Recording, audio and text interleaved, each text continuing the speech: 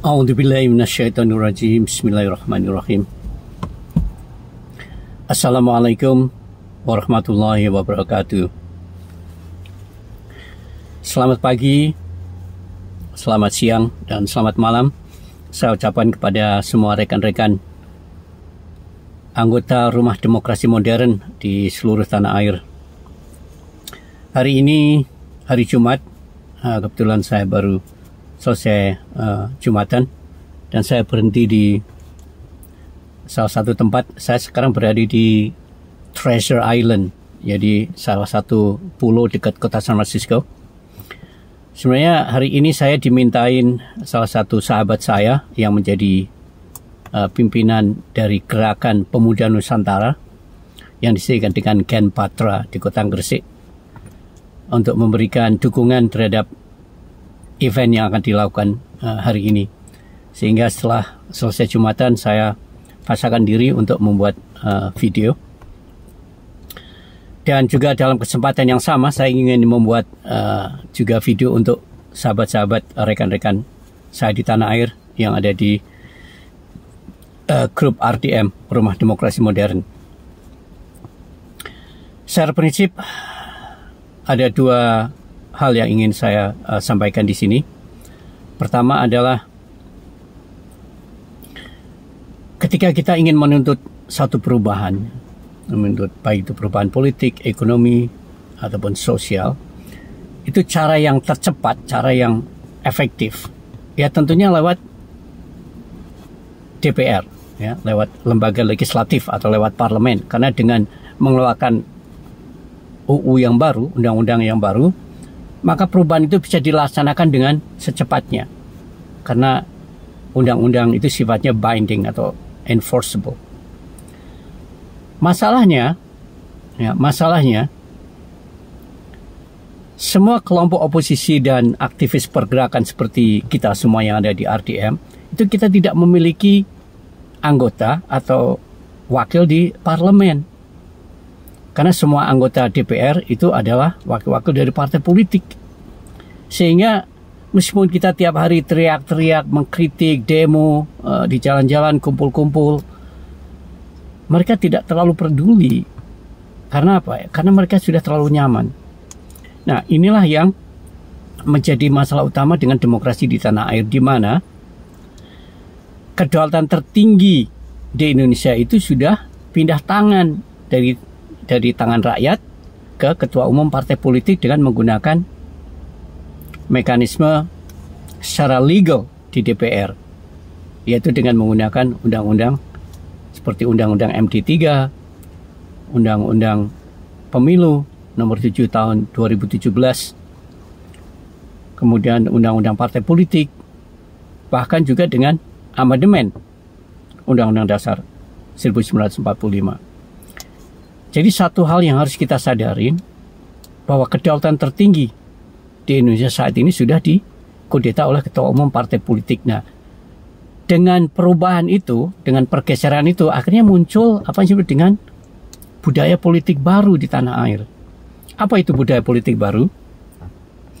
Budaya politik baru itu adalah bahwa semua anggota DPR yang seharusnya dia sebagai wakil rakyat, seharusnya dia takut kepada rakyat, tapi dia menjadi perpanjangan tangan ketua umum partai politik. Dan dia selalu takut pada ketua umum partai politik karena ketua umum partai politik memiliki kekuasaan PAW atau pergantian antar waktu yang sewaktu-waktu bisa memperhentikan atau memutasi kader-kadernya yang menjadi anggota DPR, baik itu mutasi dari jabatan di DPR ataupun dikeluarkan dari keanggotaan partai politik. Nah, sehingga apa yang kita harapkan dari wakil-wakil kita di legislatif itu istilahnya hanya omong kosong, hanya tipu-tipu aja. Karena apa? Karena mereka tidak takut kepada rakyat, tapi takut kepada ketua umum partai politik. Nah, sekarang untuk mengubah budaya politik yang baru itu gimana? Nah, itulah yang diperjuangkan secara prinsip oleh Rumah Demokrasi Modern ini, teman-teman. Perjuangan ini sebenarnya kalau berhasil itu sangat masif, teman-teman. Sangat bisa menjungkir balikkan perpolitikan di tanah air, bahkan akan menciptakan budaya politik baru. Yang kita tuntut di RDM adalah supaya kedaulatan tertinggi yang sudah dikudeta oleh partai politik itu kita kembalikan ke tangan rakyat dengan memberikan hak recall dan recall election kepada rakyat. Kenapa saya bisa mengatakan begitu? Saya kasih satu contoh yang nyata. Selama 32 tahun berjalan saya hidup di USA, khususnya di negara bagian California, State of California. Tahun 2000 saya pertama kali mencalonkan diri menjadi pejabat publik, ya, untuk menjadi salah satu Executive Board Director of Ambrose Recreation Park District. Jadi kalau di Indonesia itu kayak semacam di salah satu kota itu ada satu body atau entity, ya, bagian dari kota yang untuk mengurusi the beautification, ya, the welfare dari kota itu sendiri. Jadi supaya kelihatan cantik, kelihatan sehat, ya, dan memberikan kualitas hidup kepada warga kota. Itulah namanya Board and Recreation Park District. Nah, saya tahun 2000 itu pertama kali mencalonkan diri sebagai salah satu board member di situ, tapi saya kalah karena saya masih rookie, masih baru, ya, masih belajar politik. Nah, 2 tahun kemudian saya pelajarin kekurangan saya. Kemudian tahun 2002 saya mencalonkan diri lagi, saya berhasil menjadi anggota City Council. Kemudian tahun 2004 saya dipilih menjadi Presiden of Chamber of Commerce di kota yang sama. Saya tidak sempat untuk mencalonkan diri lagi. Kemudian tahun 2008 saya mencalonkan diri lagi menjadi anggota City Council. Jadi saya 2 kali menjabat menjadi anggota City Council. Dan selama saya di pemerintahan di negara bagian California, saya menyadari bahwa kedaulatan tertinggi itu benar-benar ada di tangan rakyat. Karena apa? Karena di negara bagian California, State California, semua pejabat publik, yang disebut pejabat publik ini adalah ya kayak PNS lah, pegawai negeri sipil di negara bagian California. Mulai dari ibaratnya dari Pak RT, Pak RW, sampai gubernur, ya, dari City Council, Mayor, Supervisor, State Assembly, State Senator, Wakil Gubernur itu semua bisa dicopot oleh rakyat California. Dengan dicopot di tengah jalan, dengan menggunakan hak recall dan recall election itu tadi. Dan perlu teman-teman ketahui, ya, bahwa hak recall dan recall election ini sudah dijalankan di negara bagian California itu selama 111 tahun. Bukan baru-baru saja. 111 tahun mulai tahun 1913. Bahkan tahun 2020 ini terakhir kan Gubernur California namanya Gavin Newsom itu kan di-recall juga sama rakyat California.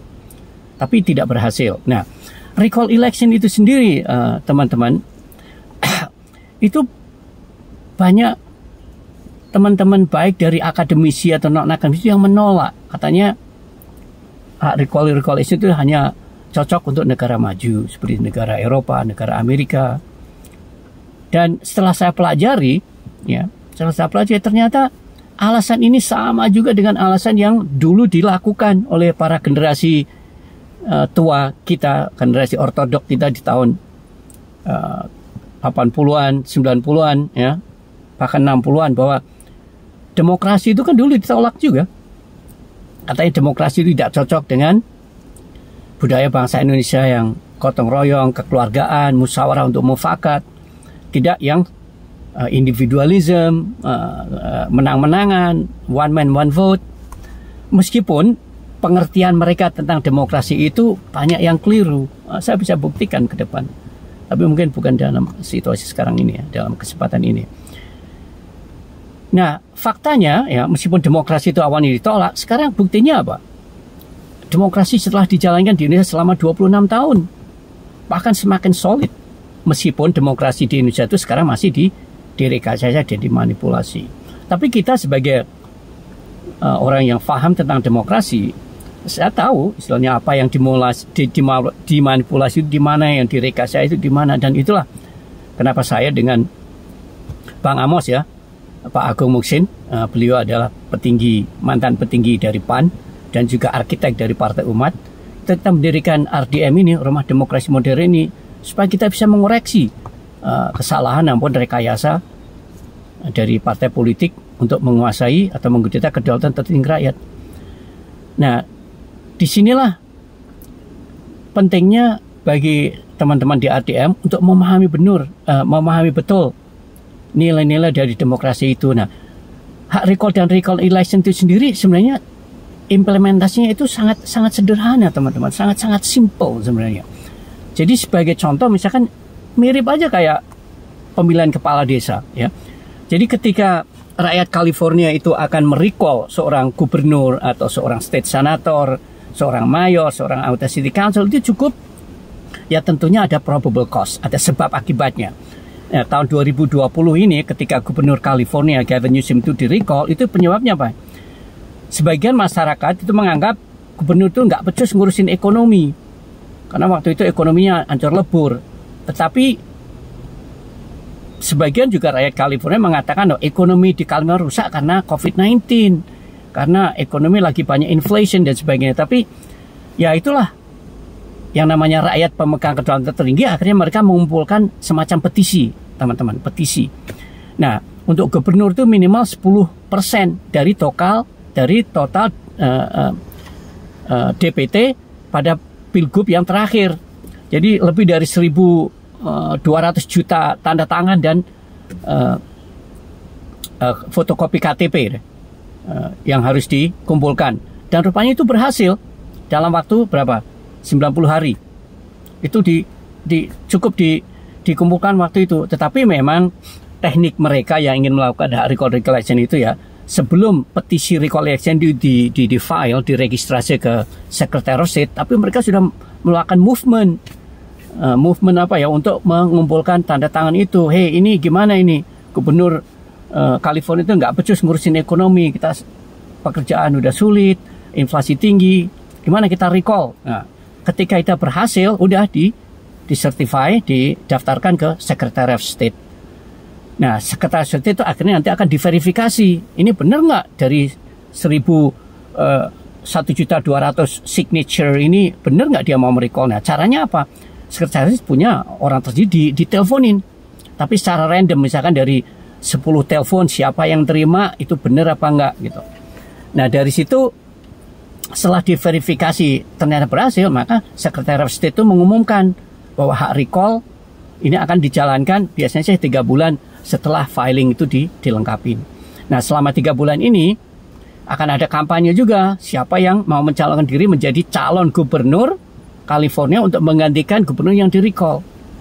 Jadi ada kampanye juga. Nah, yang gubernur yang di-recall ini boleh juga kampanye untuk mempertahankan posisinya dia, menjelaskan kenapa ekonomi California itu jeblok dan sebagainya. Jadi di situ ada dua posisi, ada yang ingin mengganti, ada yang di-recall itu mempertahankan posisinya, tinggal rakyat yang memutuskan. Nah, itulah demokrasi yang baik, yang benar. Nah, ketika recall election itu di hari hanya dijalankan, itu di surat suara itu hanya ada 2 pertanyaan saja. Hanya ada 2 pertanyaan saja. Pertanyaan pertama, apakah Anda sebagai voter, pemilik suara, menyetujui Gubernur Gavin Newsom itu di-recall? Ya atau tidak? Yes or no? Kalau kalian bilang yes, kemudian yang yes-nya itu melebihi dari 50% plus 1, itu artinya ya gubernur itu kena recall, harus dicopot, dia harus keluar dari jabatannya. Tapi kalau no, ya udah dia akan mempertahankan jabatannya sampai termnya dilanjutkan.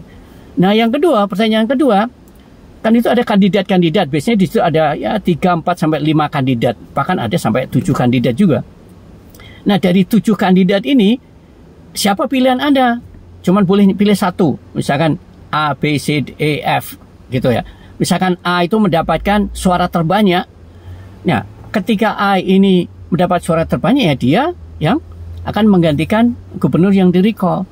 Tetapi kalau A mendapatkan suara terbanyak tetapi gubernur tidak berhasil di-recall, ya dia nggak jadi gubernur, tetap gubernur yang di-recall ini akan meneruskan jabatannya. Jadi tidak terlalu sulit sebenarnya. Makanya ketika saya memperkenalkan hak recall dan election ini di depan ketua DPRD, kemudian staf ahlinya mengatakan, oh ini tidak cocok buat Indonesia karena nanti khawatir akan dimanfaatkan oleh golongan elit untuk mencopot pejabat publik yang tidak disukai. Ya, tidak semudah itu, karena untuk mengumpulkan petisi hak recollection sekian persen itu tidak boleh di satu tempat.